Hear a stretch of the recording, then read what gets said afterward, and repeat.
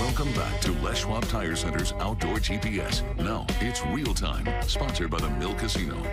Ready? I'm ready. Welcome back, everyone. I've got Chris Vertopoulos here in the studio on a Saturday in the middle of January. That's because you don't run trips on Saturdays, do you? Good to see you. Good to see you too. Thanks for having me. You bet. How was your holidays? They were interesting. Yeah. Got some sickness in the family. I hate that, man. I know. It happens. It happens, and Yeah. you know you can't do anything about it. Right. It made for a real quiet holiday season for us. Yeah. Sometimes it's nice to have a quiet holiday. It was a little too quiet. Yeah, well, when nobody's feeling good, Yeah. nobody's very happy. But you've actually had a chance to go out and do a little bit of steelhead Yeah. fishing already. Were you running with clients or fun fishing? I did my first couple of trips with clients this last week here. Okay. And we didn't hit really good fishing. We had some high water still that we were dealing with, and we touched a couple of fish each day and managed to get one to the boat each day. And it wasn't super fishing, but this coming week, starting Monday, it's going to look a lot better water conditions wise. Well, in this past segment, we were talking about the river levels, and it looks like pretty much everything. It doesn't matter where it is in the state. If it's a steelhead river, it's on the fall. If it's not already gotten to the bottom, but they look like they're going to kind of hold steady at specific levels.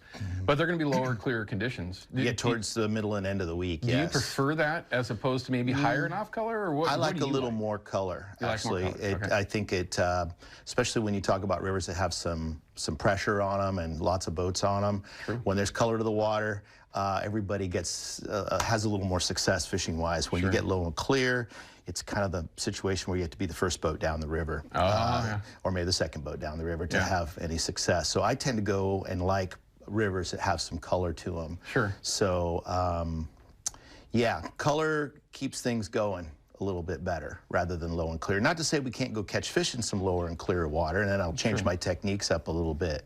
But I'd like a little color of the water. So let's start with more off color, not mud. You know, let's just say 3 feet of viz, and you got that little bit of turbidity Murky going. green, yeah. Yeah, what we all love. I mean, really. If you were going to change to go to low clear water conditions, what are you changing from? What would you have started with? Larger, smaller? More color? What do you like? When there's more color, and as the rivers are dropping, I'm using larger stuff with brighter colors. And sometimes double bead rigs, or a yarny and a bead rig tied together. And then as we drop and get lower and clearer, then I fish more subdued colors and smaller presentations. I go down to the smaller size beads, for instance. Worms tend to fish good, and I'm a worm guy. I like to fish worms a lot. Worms tend to fish good kind of all through the water conditions. Of course, you can fish a brighter, little bit bigger, longer worm in the murkier, higher water conditions, and then go to some more subdued colors, maybe something like this one here, as the water drops. I don't know if you hold it right here. We can get a shot with that Kershaw tick cam and get an idea. And so a little bit more of that softer pink with the blue tail. That's one of the new DRO worms that I'm excited to try. I haven't tried yet. I just got a care package from them, so looking forward to trying that color. If it's got blue in it, I like it. I like blue. I love blue. Okay. Blue is a very favorite color of mine when it comes to steelhead and salmon. Okay. More of a blue tail or entirely blue? Mostly a blue tail or a blue accent. I mean, if you look at some of my plugs that I use, you'll see a lot of blue in there. Yeah, and we're going to definitely talk some plugs, but I got to stick with this because I am a worm guy too.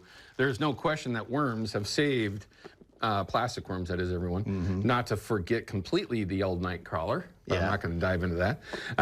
But worms, I mean, there's no doubt that they can be extremely effective. I think that a lot of us not necessarily forget about it, but get away from using it in situations where we probably should.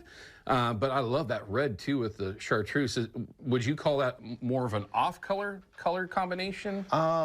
If you look at these worms in the light, you can see that light shows through them. So that tells me that this is something you'd use in a little bit clearer water with some available light.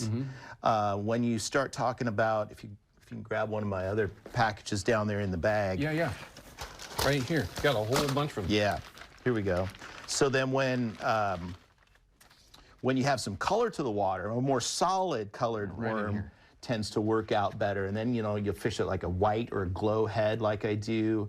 Those are cheaters, by the way. And I take a Sharpie pen and put a little eye on there. Sure. Fish like eyes. And I've always liked eyes on things. And so that works out well for me. You know, or a chartreuse head works good. But these are a more solid, you know, pearly pink worm. Works out better, I think, and shows up better in murkier water conditions. Murky to steelhead green. Gotcha. But then as that water starts to clear, something that some light will show through like this or like this, I think is going to work really good. I'm excited to try these out. Yeah. And who's making those now? These are from Scott Weaver at DRO, which is Dillon Rush Outdoors. Gotcha. And kind of Central Valley down there. Gotcha. And I haven't even tried them yet, but I'm very excited to try them. Well, they look really nice. Don't They're they? pretty. But I can't stop. This is where having professionals coming in, you might have a chance to learn something, because I'm dissecting his worms that he's got sitting here on his spool. You've got some tubing here. You've got a little bit of a sequin down here. These are rigged upside down to drift fish or bobber dog. I am primarily bobber dogging with these, and I'll kind of show you a little bit here about what we got going on.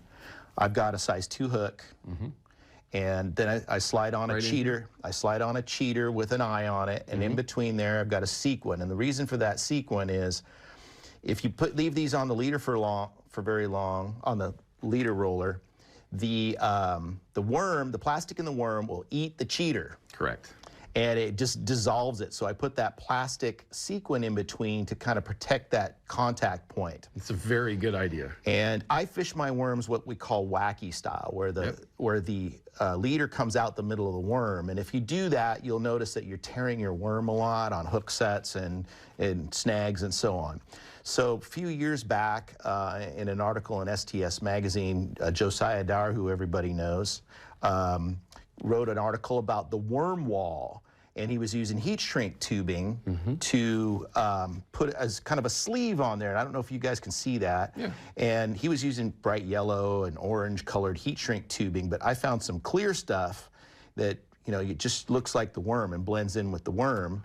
And you thread your worm and come out the middle of that tubing right there with your needle, and that keeps your worm going for hours and hours and hours. Yeah, without tearing up the plastic. Tearing it. Eventually you will tear one, but they last a lot longer that way. And so I bobber dog or side drift these like this on a 36 or 32. Yeah, you actually brought a setup. Yeah. And I think, hold on a second, before we show that, I want to cut to a break, because I want to have a little bit more time with what you brought in for your setup. He's got a wacky rig worm on there, which tells you something.